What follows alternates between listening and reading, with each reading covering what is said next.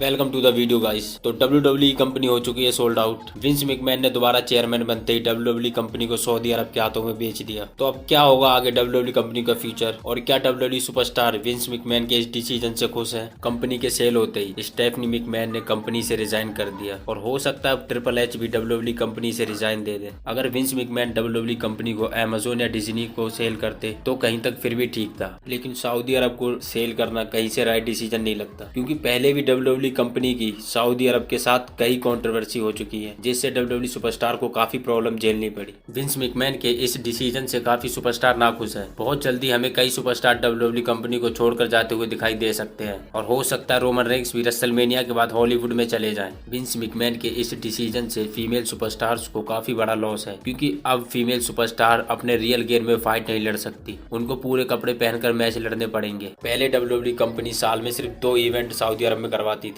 लेकिन अब जब WWE कंपनी खुद सऊदी अरब के कंट्रोल में है तो अब हमें सऊदी अरब में WWE के कई इवेंट होते दिख सकते हैं। सैमी जैन जैसे कई सुपरस्टार सऊदी अरब जाना ही नहीं चाहते, तो अब आगे उन सुपरस्टार्स का क्या होगा? तो हमें बहुत जल्दी ऐसे सुपरस्टार AEW ज्वाइन करते दिख सकते हैं। तो अब हर हाल में AEW कंपनी की तो बल्ले बल्ले होती हुई दिखाई दे रही है। अब WWE कंपनी सऊदी अरब के कंट्रोल में है, तो अब हमें WWE कंपनी में कई सारे चेंज देखने को मिलेंगे। अब हमें WWE कंपनी में एक्सट्रीम मैच ज्यादा देखने को मिल सकते हैं, जिनमें टेबल्स, लैडर और चेयर वगैरह का ज्यादा यूज होता है। सऊदी अरब के कंट्रोल में जाने से WWE कंपनी में हमें जो एक चीज अच्छी होती हुई दिख सकती है वो ये कि अब WWE कंपनी में हमें कई बड़े ड्रीम मैच होते हुए देखने को मिल सकते हैं, जो विंस मैकमैन के कंट्रोल में हमें देखने को नहीं मिले, क्योंकि सऊदी अरब के पास इतना पैसा है, वो किसी भी WWE लेजेंड्स को मैच लड़ने के लिए एग्री करवा सकते हैं। अब WWE कंपनी में कई सारे चेंज देखने को मिल सकते हैं। जब तक WWE कंपनी विंस मैकमैन के हाथों में थी, एक उम्मीद थी कि इंडिया में भी WWE कंपनी अपने लाइव इवेंट करवाएगी, लेकिन अब तो वो इवेंट होने से रहे।